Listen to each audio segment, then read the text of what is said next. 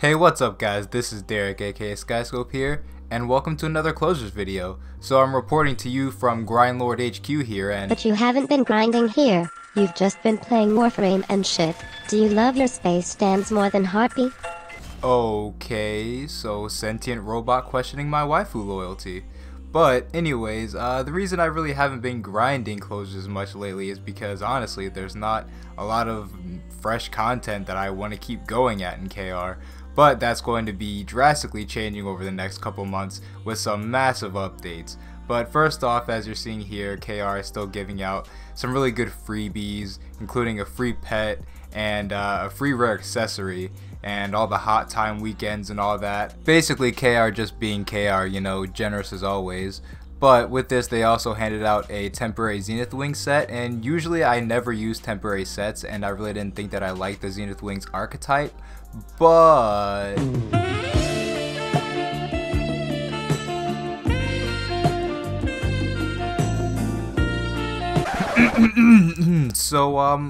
yeah, I'll be crafting that set next time it's convenient for me, cause reasons and for, you know, research. But anyway, back to the KR updates, because they are plentiful and I can't get distracted by that right now. That's for later.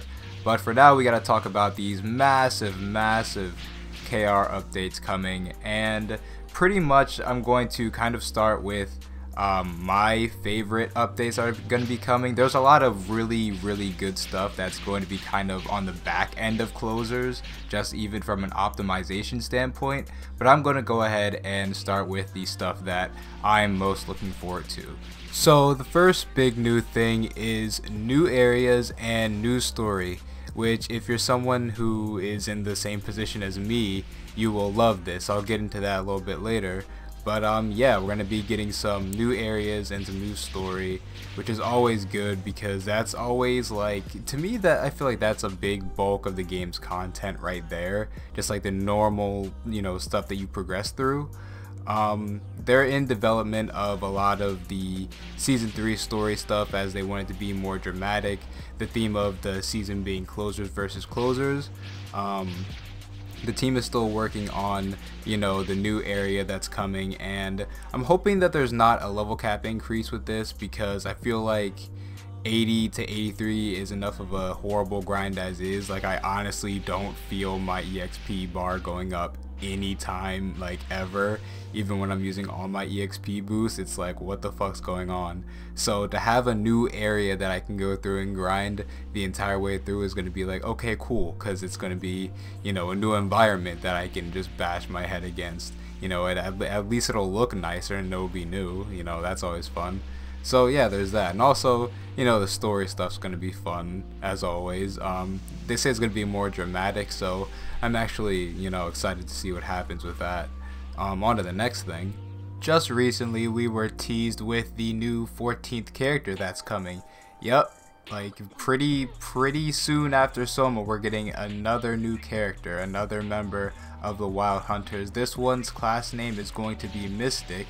It's another female, which is like kind of, I don't know, crazy, because like I thought that it would be another male. Like, Wild Hunters is probably gonna get another male, like maybe, but like there's a lot of girls in this game, and I did not think that the next character was gonna be a chick, but it's gonna be a chick.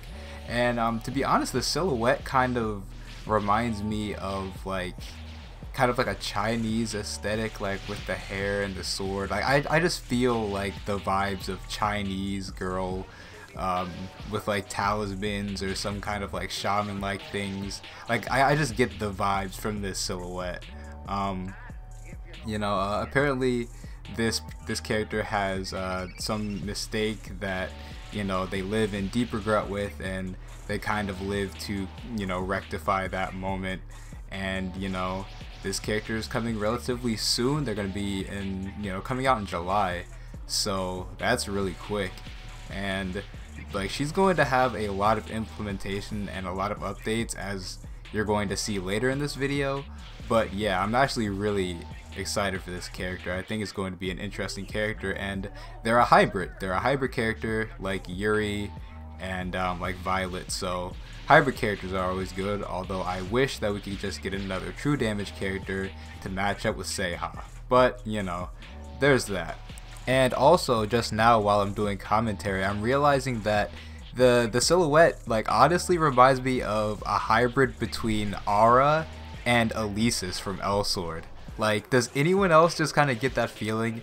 But yeah, our next topic is actually a really big one, and that is the announcement of the new job called Task Force, which is going to be coming out. Now, there are some pictures on the screen here of what the task force kind of is supposed to look like. These are unfinalized, you know, artworks. This is just, you know, the creators saying, hey, we kind of have an aesthetic style that we're going for. We're still working on it, and I'll put my thoughts into that later. But the characters that it's been announced for are Tina, Jay, and Wolfgang. And the way that they're releasing the task force is pretty unique and opens up a lot of questions and things that could possibly be really cool for the game. So basically what task force are is, yes, they are the new job, you know, the new final job, or you know, the next job, but they are teams that consist of 3 characters in the game. Now these characters can be put together for any reason that they say, you know, the teams working on this, they say that they really don't have finalized names for these teams yet, or a lot of the stuff that's going to be going on with it, but there are reasons that, for these characters to come together, and I don't think that that's any reason that they're going to say. Like, they say that you know, Wolfgang, Jay, and Tina, that is team veterans. Like, okay, like that might be the name, but I really feel like the way that all of these teams are going to be structured is going to be from a gameplay, you know, perspective. So what I mean is, you look at Tina. She is, you know, range damage. She's range physical damage. You know, you got that. You got Jay. He is melee physical damage. Got that. And then you have Wolfgang, who is a, I guess you could say, mid-range magic attacker. You know, he's kind of like a hybrid. He's kind of the wild card, but he is the magic user in that group, and he is kind of like, you know, the dedicated magic user of that group. And I think that's how all of these different, you know, task forces are going to be when they come out. Also, there was another task force that was announced, and that is consisting of Violet, Yuri, and the new 14th character, the new member of the Wild Hunters, which is, like I said when I first mentioned her, is she is going to get a lot of push. They must be hoping that she's going to be a fan favorite with her story, or by just being cute, because like when you think about it, she's going to come out in the summer and she's going to get her 4th job, her task force, by, you know, December or winter. So when you think about that, is like she's going to be getting a lot of updates before a lot of characters that have existed for a long time will. But even beyond that, still the thing that I was talking about with the you know, whole gameplay focus of the task forces, you still look at you know, the Sword Girls team is what they were, you know, trying to call it. All these names aren't finalized, but they have some reasoning, I guess. But essentially what Team Sword Girls is Team Mixed Damage, because all those characters are, you know, hybrid damage characters. Violet, Yuri, and the new character are all going to be mixed damage, and I feel like these characters should be split up between different task forces, but it's whatever if they want to stay thematic with it. I feel like some will be thematic more than some will be like gameplay-ish, but honestly, I want to see if this is anything truly significant. I want to know if, because these are task forces, can we swap mid-match into a different character? I don't know, that'd be really cool to have, you know, tag gameplay.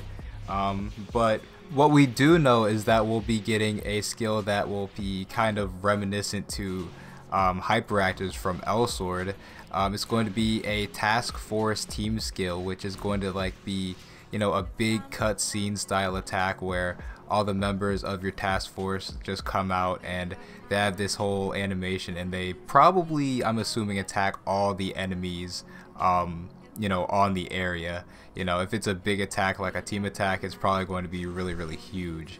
And this is just like kind of like how I said before, like if they're giving us a team skill, like what if we're getting tag gameplay? That'd be sick. Like tag gameplay might not ever happen. I might just be talking crazy right now, but come on, that'd be so cool if you had to, you know, grind 3 different characters, and then there were some contents that you could only do with those task forces. Like that'd be so cool. But one thing I did want to say about like kind of the strategic task forces that they did show is the fact that the first one, Team Veterans, it's Tina, Jay, and Wolfgang. So they put the most popular character with 2 lesser popular guy characters just to probably kind of get them out of the way. And it's like, it's smart, I'll say that. Like people always want Tina. Tina's probably the most popular character in the game, so they're gonna put her up first and then put these other guys with her that people really don't care as much about. But yeah, I just hope that honestly I don't get stuck with Mistletoe on my team. Like can Mistletoe not be in Harpy's task force? Like I think that my ideal task force with Harpy would be something like maybe Harpy, Sylvie. I think that would work because she's a magic long range user, and someone else, maybe Soma. That could be a really cool thing. But yeah, I think I'm just really excited for, you know, the whole task force thing and what it could possibly bring. So there's that. That's probably one of the biggest things to come out of all these, you know, season 3 announcements and all that stuff. And look right there, my Harpy died like as I killed Tindalos. Like I guess her mechanic didn't stop, but the game brought me back. It knew what was up. So before this video gets too long, I just kind of want to go over some of these smaller updates that are going to be coming to closers in the next few months. In May, we're supposed to be getting a new Purification Zone boss, so that should be fun. I'll have another Purification Zone boss to beat up on. Let me go down the list here. We're going to be getting some stickers, so those stickers that you may have been seeing on the like the Nexon KR site for closers that you could use in forum posts and stuff. They're going to be showing up in game to use as like emotes and stuff to, you know, display overhead. So that's going to be pretty cool. There's an illustrated art book coming. There's going to be a lot of revamps to a lot of systems. The achievement system is going to be getting overhauled, making it a little bit more rewarding for players, because to be honest, it's kind of true, you stop looking at the achievement system after a while. I mean, it does give good stuff, but I mean, it's just a limit of how good that stuff really is. Something interesting that's coming is Dream World Mist Theater, some new content dungeon that it says is R versus R. Now usually this means, for an MMO, it means realm versus realm, but since Closers is not really like that, I don't know exactly what this is going to be. Maybe it's faction versus faction, I don't know, but it looks like we're helping 2 sisters fight each other, so, you know, sibling rivalry, always good. Also, another big thing that I wanted for Closers months ago is optimization. There's going to be a lot of memory optimization for the game, including a lot of stuff for the UI, which when I was having problems with my CPU, I remember the UI was actually a problem in Closers. And I was still playing PSO2, which has good graphics and it's still a foreign game, so I was like, why is PSO2 running well while Closers isn't? And honestly, that's a testament to how good PSO2 is optimized. But you know, the Closers UI can be fixed up in a couple ways, I'd imagine. I think it's taking a lot more memory and a lot more resources than it really should be. Oh, and also I'm forgetting that I would talk about those, you know, task force like artworks. So pretty much the design for the task force, I kind of only like for Jay in that picture that they showed.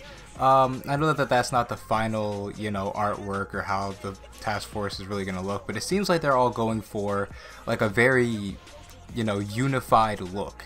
So they have to be careful with making characters look way too similar, because honestly it looks like, you know, a lot of the guys stuff is just gonna look the same, and a lot of the girl stuff is probably just gonna be a bodysuit.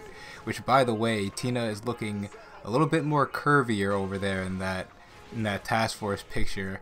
I don't know if they forgot that she's like 12 or something, but you know, I think that's a lot of people's internets that had to get checked. But yeah, so I just hope that, you know, they keep it spicy with the task force's designs and don't keep it super bland, because if it was bland, that'd be something that I would really hate, because I mean, it is the final job for these characters. It's supposed to be unified looking, but I feel like you can accomplish that with still giving each character their own little flair, you know, because honestly in this one, like, Wolfgang looks the worst. It looks like you just threw Wolfgang into whatever uniform this is and you really didn't change much.